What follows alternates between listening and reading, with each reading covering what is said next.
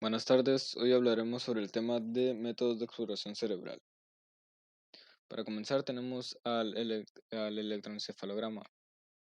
El electroencefalograma es una técnica de evaluación fisiológica que se emplea para estudiar el funcionamiento del sistema nervioso a través del registro de la actividad eléctrica del encéfalo, concretamente de la corteza cerebral. El funcionamiento de esta técnica se basa en el registro de emisión y transmisión de impulsos electroquímicos, los cuales son aquellas señales de activación nerviosa. De esta manera se puede detectar el patrón del funcionamiento habitual de nuestro encéfalo y la activación del cerebro o partes concretas del mismo, cuando se presenta una estimulación externa o interna. Para realizar esta técnica se utiliza un instrumento llamado electroencefalógrafo, el cual registra la actividad eléctrica de aquello a lo que está conectado. El electroencefalógrafo se encarga de recibir por medio de unos electrodos posicionados en diferentes zonas de la cabeza la información neuronal del paciente. ¿Qué mide? El electroencefalograma permite medir, como hemos mencionado, la actividad eléctrica del cerebro, independientemente del objetivo del encefalograma. Dicha actividad puede darse en forma de diversos tipos de onda. Estos tipos de ondas son las alfa, las beta, las teta y las delta. Las mediciones pueden hacerse durante la vigía, cuando se está despierto, o durante el sueño, cuando se está dormido, dependiendo del objetivo del electroencefalograma. Los electrodos registran la frecuencia, intensidad y el tipo de ondas que ocurren en el cerebro. De las ondas ya mencionadas, cada una puede dibujar un patrón de frecuencia distinto y no se presentan todas al mismo tiempo. Las ondas alfa aparecen en momentos de relajación o ante tareas que no nos requieren concentración o esfuerzo. Las ondas beta se presentan cuando hay un intenso esfuerzo mental, apareciendo normalmente mientras estamos despiertos o bien durante el sueño REM.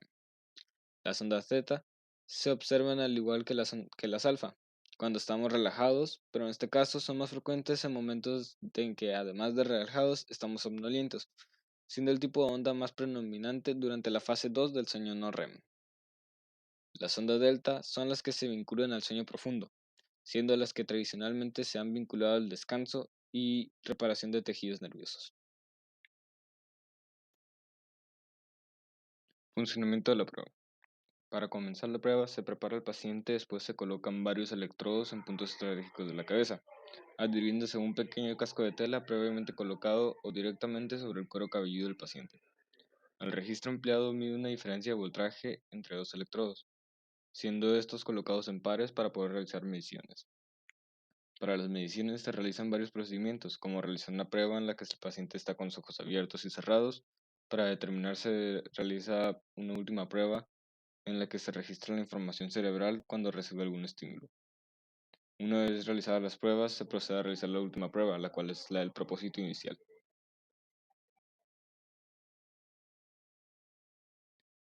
Uso y aplicaciones del electroencefalograma. Del electroencefalograma.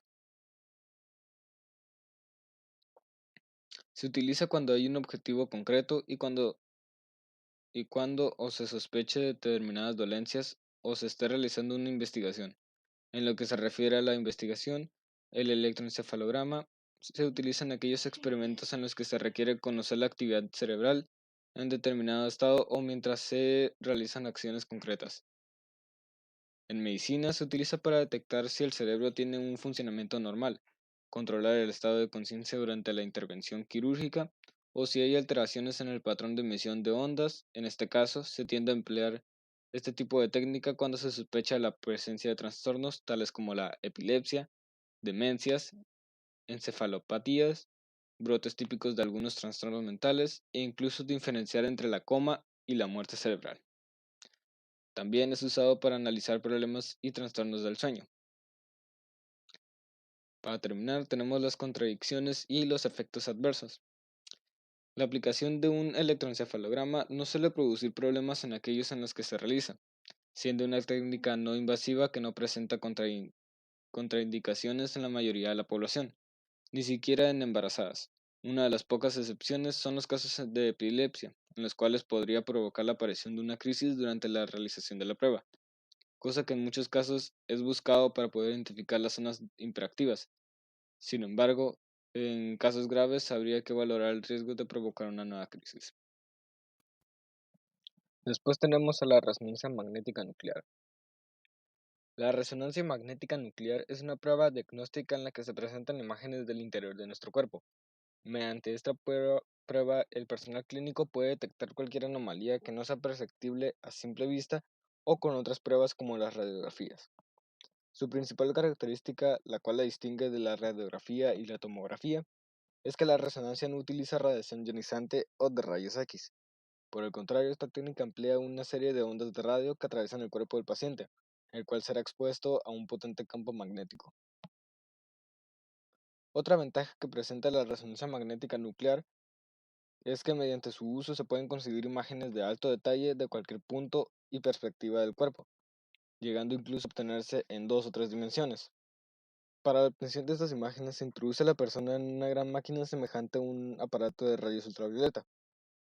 La persona deberá permanecer recostada dentro de ella durante un tiempo que varía desde los 30 a los 60 minutos. No obstante, algunos centros disponen de máquinas adaptadas para personas que padecen de claustrofobia. Esta imagen obtenida por resonancia magnética se denomina corte, y en una sola prueba pueden obtenerse una gran cantidad de ellas, las cuales pueden almacenarse de forma digital o impresa en papel. Finalmente, existen diferentes tipos de pruebas de resonancia magnética, las cuales dependen de la zona en que se quiera examinar.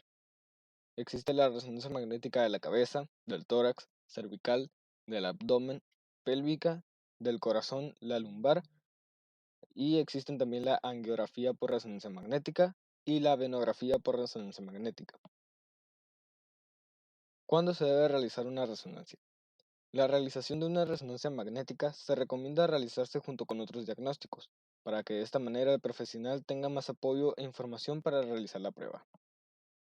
El personal médico puede pedir la realización de esta prueba cuando se sospeche o advierte de un indicio de enfermedad.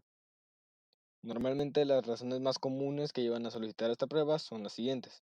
En caso de resonancia magnética de la cabeza es para detectar formaciones tumorales, aneurismas, derrames, infartos o lesiones cerebrales. Asimismo, también se utiliza para evaluar alteraciones oculares o del sistema auditivo. En la resonancia magnética del abdomen o pelvis, sirve para evaluar órganos como los riñones, el hígado, el útero, los ovarios y la próstata. Una resonancia ósea se usa normalmente para identificar problemas como fracturas, artritis o hernias. Las resonancias del tórax se utiliza para examinar la anatomía cardíaca y valorar posibles daños o alteraciones de las arterias. Además, también revela tumores como el cáncer de mama y de pulmón. Una venografía por resonancia magnética facilita la observación de trombos, infartos, aneurismas o malformaciones en los vasos sanguíneos. ¿Cómo se debe preparar el paciente? Para la realización de la prueba existe una serie de cuestiones que el paciente debe tener en cuenta antes de someterse a una prueba. Asimismo, es obligación del personal sanitario informar a la persona acerca de cómo es este procedimiento y qué obligaciones o puntos a tener en cuenta debe tener la persona antes de realizar la resonancia. Ocupa documentación necesaria, alimentación, compañía y ropa. La documentación necesaria consta en que el personal sanitario debe entregar al paciente un documento con información detallada sobre en qué consiste la prueba y qué posibles riesgos conlleva. La persona al final deberá firmar este documento y llevarlo junto con ella el día de la prueba. La alimentación. Según el órgano que se quiera examinar, será necesario que la persona no ingiera ningún tipo de alimento o no consuma líquidos durante algunas horas previas. En cuanto a la compañía, la resonancia magnética es una prueba totalmente indolora y nada invasiva, por lo que no será necesario que la persona acuda acompañada. No obstante, en los casos en los que la persona experimente temor o ansiedad, la compañía de alguien conocido puede ser de gran ayuda. Para finalizar, está la ropa. Durante la realización de la prueba, la persona deberá vestir solamente una bata de hospital, siendo necesario que se desvista antes de realizar la prueba. Asimismo, es obligatorio retirar cualquier tipo de objeto metálico como pendientes, pulseras, accesorios de pelo, entre otros. ¿Cómo se realiza la resonancia magnética? Como se mencionó anteriormente, la máquina de resonancia posee una forma cúbica alargada, dentro de la cual se sitúa una camilla. Esta camilla lleva al paciente, el cual deberá estar tumbado en ella boca arriba y absolutamente inmóvil durante toda la prueba. Dependiendo del tipo de la prueba será necesario la inoculación intravenosa de una sustancia de contraste para destacar los órganos examinados. Esta sustancia se conoce como gadolinio y su principal ventaja es que al no contener yodo no es probable que ocasione algún efecto secundario. En los casos en los que sea necesario se le puede administrar al paciente algún tipo de medición relajante para evitar que se mueva durante la prueba. Asimismo, también es posible que se le sujeten los brazos, la cabeza, el pecho mediante la utilización de correas. Una vez iniciada la prueba, la persona puede percibir un sonido intenso de ventilación y el repiqueteo propio de la prueba. Es posible ofrecer a la persona unos auriculares para disminuir la molestia.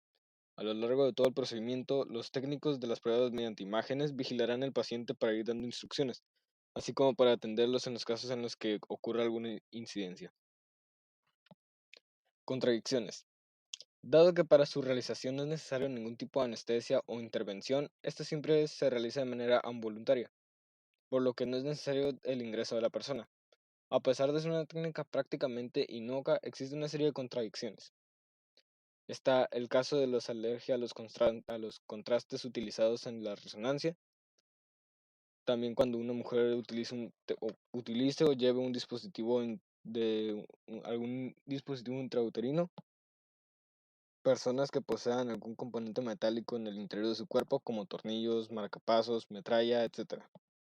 Algún paciente con claustrofobia. Personas que padecen obesidad. Casos de insuficiencia renal o hepática grave. Pacientes sometidos a cirugías en un vaso sanguíneo. Pacientes inestables o clínicamente graves que pueden necesitar algún tipo de maniobra de reanimación, y las mujeres en el periodo de lactancia no deberán amamantar al bebé tras 24 o 48 horas después de la prueba, en los casos en los que se le haya administrado algún tipo de contraste. Si se presenta alguno de estos casos, los pacientes deberán informar al personal del hospital para así adecuar la prueba a sus necesidades personales, sin la necesidad de correr ningún tipo de riesgo. Esto es todo por el tema. Por estar. Muchas gracias por prestar su atención.